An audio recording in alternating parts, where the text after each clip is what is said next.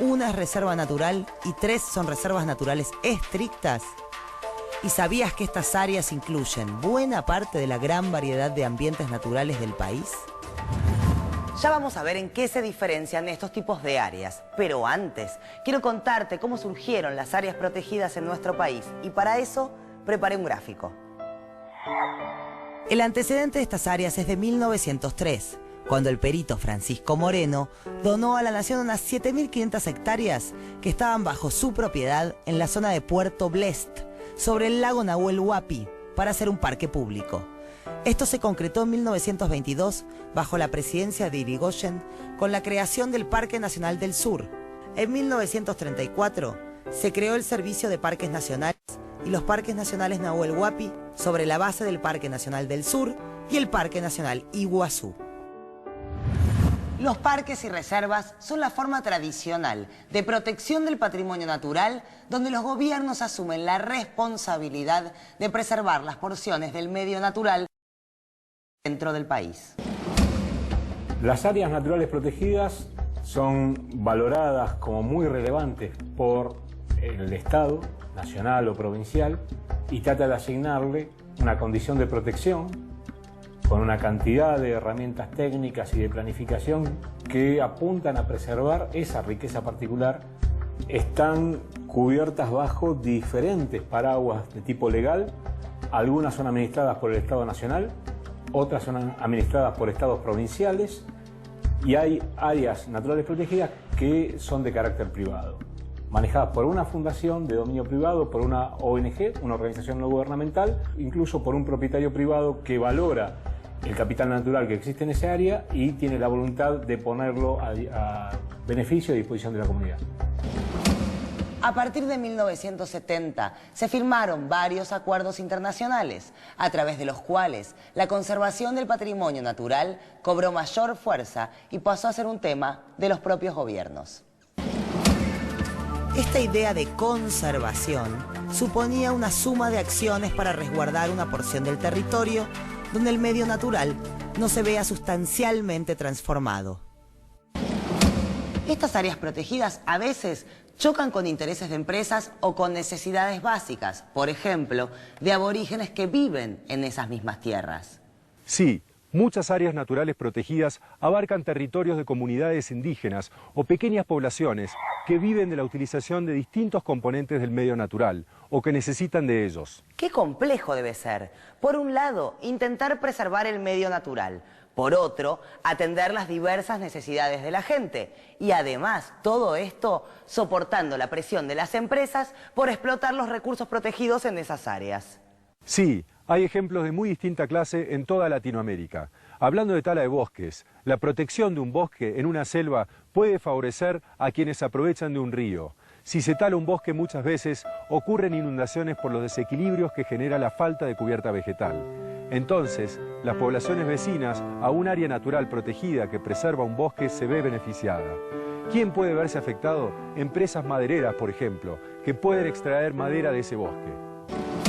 Existen varios tipos de áreas naturales protegidas y una de estas clases es la de las reservas naturales estrictas. Mientras yo busco cuáles son las reservas naturales estrictas de la Argentina, el profe nos va a contar qué características tienen estas áreas. Una reserva natural estricta es un área donde la interferencia humana directa está reducida a un mínimo. Esto es para garantizar que las comunidades vegetales y animales y los procesos ecológicos se desarrollen en forma natural. En estas áreas no puede realizarse ningún uso, ni agrícola, ni ganadero, ni forestal, y no puede desarrollarse infraestructura turística masiva.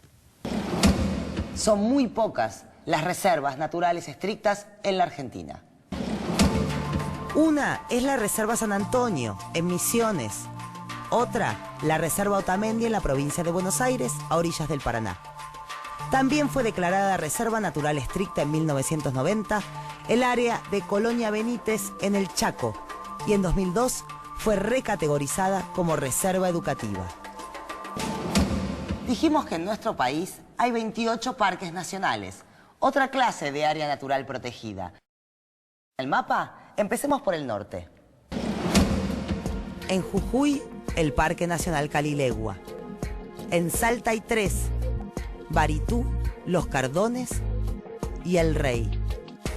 En Formosa, el Parque Nacional del Río Pilcomayo. En el Chaco, el Parque Nacional Chaco. En Santiago del Estero, el Parque Nacional Copo. En Tucumán, Campo de los Alisos. Y en La Rioja, Talampaya. Vayamos a la Mesopotamia. En Misiones, el Parque Iguazú. Corrientes, Burucuyá. Y en Entre Ríos, Predelta y El Palmar. En Córdoba, el Parque Quebrada del Condorito. En San Luis, Sierra de las Quijadas. En San Juan, el Leoncito y San Guillermo. Y en La Pampa, Lihuecalel. Ahora en la Patagonia. En Neuquén, Laguna Blanca, Lanín, Los Arrayanes y el Parque Nahuel Huapi, que también comprende parte del territorio de Río Negro. En Chubut, los parques Lago Puelo y Los Alerces. En Santa Cruz, los glaciares Perito Moreno y Monteleón. Y en Tierra del Fuego, el parque del mismo nombre. Estos parques nacionales son áreas a conservar en su estado natural, representativas de una región fitogeográfica y zoogeográfica determinada.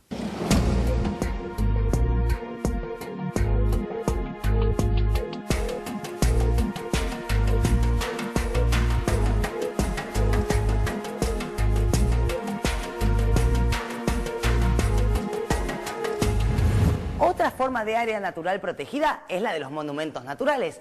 ¿En qué consisten, profe? Los monumentos naturales pretenden conservar las características naturales de importancia, por ser únicas o especiales, localizadas en zonas pequeñas. Un monumento natural es un elemento de gran valor paisajístico, o geológico, o simbólico, y puede ser desde un árbol centenario hasta un bosque, una cueva o una isla. Veamos cuáles son los monumentos naturales en la Argentina. La ballena franca austral. El huemul, ciervo nativo de los bosques patagónicos. El yaguareté, en peligro de extinción en varias de las zonas donde habita. La taruca o venado andino, que vive en las alturas de Jujuy, Salta, Tucumán, Catamarca y La Rioja. La laguna de los Pozuelos al norte de Jujuy, hábitat de muchísimas aves. Y el monumento natural Bosques Petrificados al noreste de Santa Cruz. Profe, estoy leyendo que hay 3 categorías de áreas naturales clasificadas según sus objetivos y su tamaño. Escuche, las zonas intangibles, las zonas de uso controlado y las zonas reservadas. Sí, las zonas intangibles son aquellas donde se prohíbe todo uso directo de los recursos. Solo se permite hacer investigación científica y turismo controlado. Son los parques nacionales, santuarios nacionales y santuarios históricos. Las zonas de uso controlado son aquellas áreas en las que se aprovecha la fauna silvestre bajo la supervisión del Estado, para que no se haga un uso abusivo. Entre estas áreas están las reservas nacionales, reservas comunales y los cotos de caza. Y las zonas reservadas son aquellas áreas que están temporariamente protegidas, mientras se define su categoría de uso más apropiada. Ahora, creo que tengo y todos tenemos que hacernos una pregunta clave. La pregunta clave es: ¿funcionan estos sistemas para proteger el capital natural?